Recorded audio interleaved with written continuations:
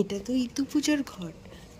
তোমাদের বাড়িতে যাদের যাদের বাড়িতে ইতু পুজো হচ্ছে তোমরা তো নিশ্চয়ই জানো। আজকে ইতু পুজোর প্রথম সপ্তাহ শুরু হলো। তো মা ইতু পুজোর ঘটগুলো বসাচ্ছে। আগে 4টে ঘট ছিল মায়ের আর বোনের।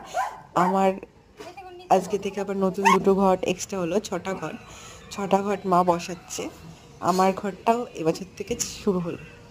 তো মা একটা ছোট্ট ঘর বানিয়েছে ইঁদুর এই মানে ঘট বসানোর জন্য।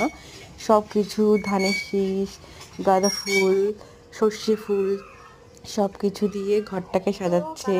5 রকম 5 রকম শস্য ভেতরে দিয়ে, তারপরে এদিকে সব কিছু প্রদীপ টদীপ জ্বালিয়ে, তারপরে ওখানে ওখানে ঘট সাজিয়েছে, ঠাকুরকে নৈবেদ্য দিচ্ছে।